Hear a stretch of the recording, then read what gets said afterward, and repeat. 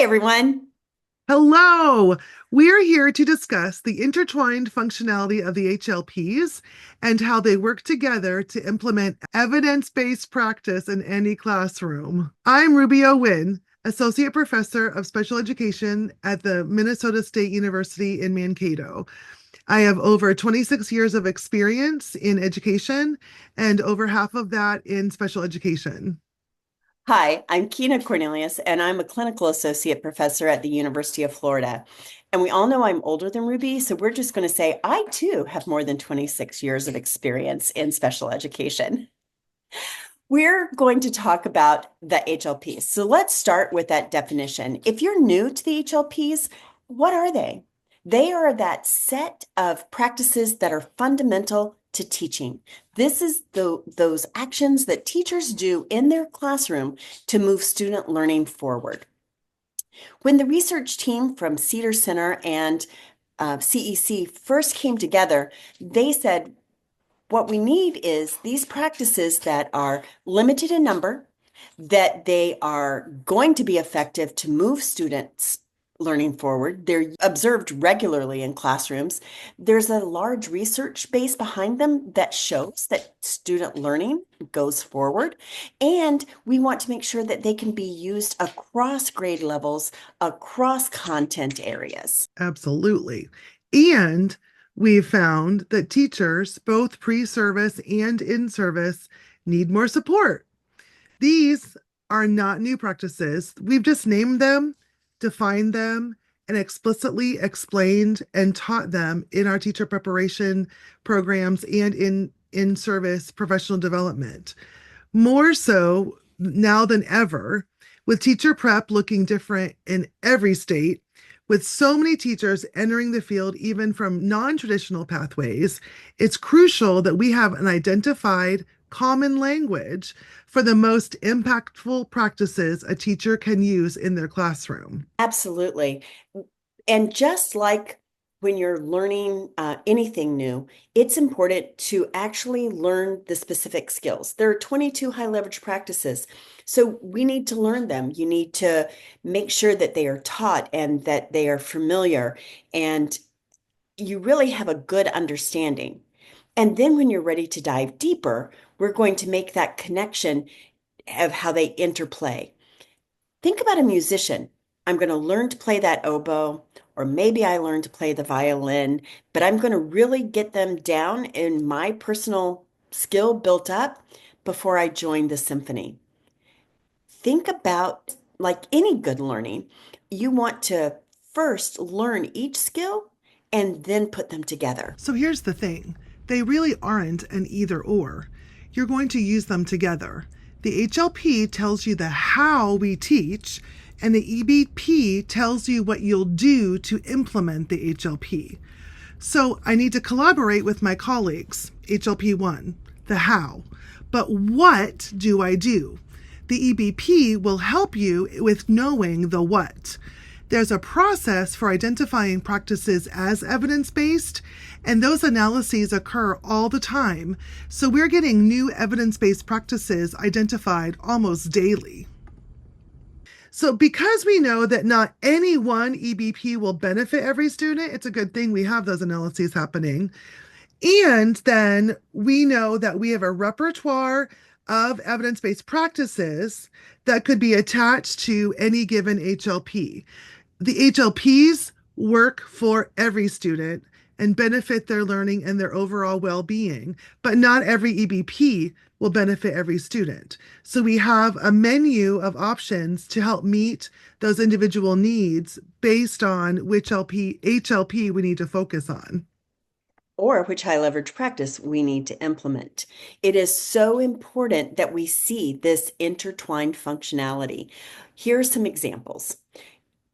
When Ruby was talking, she said that the HLPs are how we teach and the EBPs are what we teach.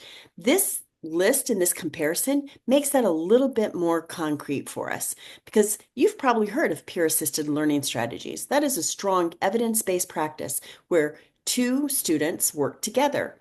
Wow, that's flexible grouping. They go together.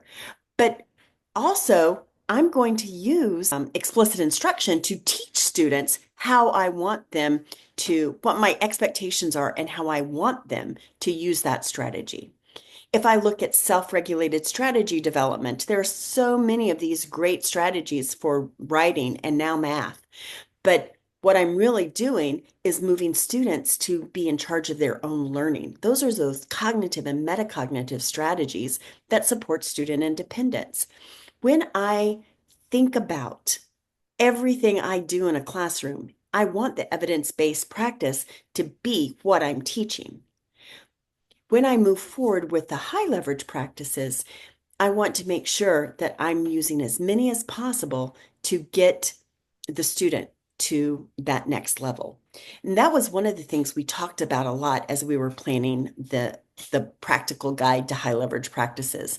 And what we wanted to make sure is everyone would see how all of them fit together seamlessly. So every chapter of our book has a grid, a table, just like this, where you will see all of the high leverage practices that are talked about in that chapter and the related high leverage practices that you would use with in this case, this came from chapter 18. So it's using strategies to promote active engagement.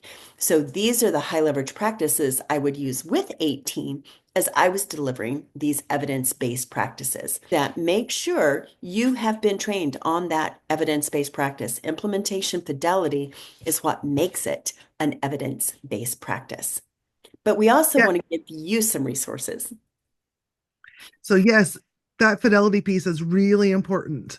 And it was important to us to make sure that you have a range of resources so that you can access information to identify what you need to learn and grow in both implementation of HLPs and evidence-based practice. So here are a couple of resources that are digital and open access, free for you to use. The HLPs on this website are listed and explained in isolation. So just be aware of that. And then we also have the Cedar Center, who partnered with the Council for Exceptional Children, or otherwise known as CEC, to research and disseminate the HLPs. Their website provides multiple resources, and Kyena is going to explain some of those. There are more coming out all the time. Worked with people at the Cedar Center and have we're developing a lesson plan tool that will help teachers and teacher candidates think about the HLPs as they're designing lessons. So there's a lesson plan template as well as a reflection and question consideration tool to think about as you're lesson planning. Come back to the Cedar Center soon to see that. But what you can see right now is this alignment tool. It shows where the resources are on multiple sites, but also has really detailed information at the Iris Center about individual high leverage practices and all the modules that Iris can provide. And then they have some assessment tools. The one I really want to highlight because I love it so much and would use it with my candidates is the self-assessment tool. Since we were just talking about high leverage practice 18, I'm going to share that one with you. So you would have the teacher or teacher candidate would go through and think about these 6 questions and then rate themselves on how they do with implementing this high leverage practice. So they can self-assess their own learning, think about what they need next. And when you're ready to think about what you need next, Ta-da! Here we go. We've got more resources.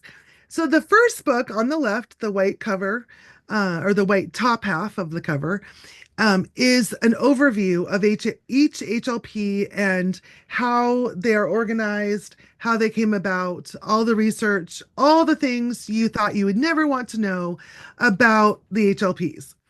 And then the second book explains each HLP in depth individually. That's where this third book comes into play. and what a great book it is. It is fantabulous. The authors I hear are pretty amazing. So when you are ready to learn more, about the intertwined functionality of the HLPs and which EBPs can go with the HLPs, which caveat, this is not exhaustive.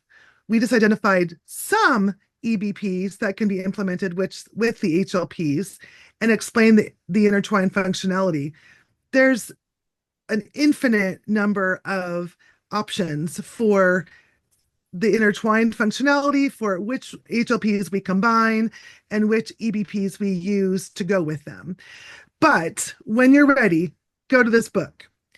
Remember, the HLPs and the EBPs are better together.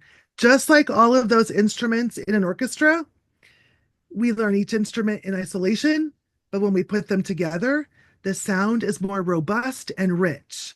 The same is true for the HLPs and then adding in those EBPs. We are so grateful that you joined us today, and it's truly been our pleasure to share with you. Please feel free to reach out with any questions or needs you might have. We are happy to support you in supporting students. Thank you so much, and we appreciate the time and the opportunity we have been given. Thank you so much. Thank you. Bye bye.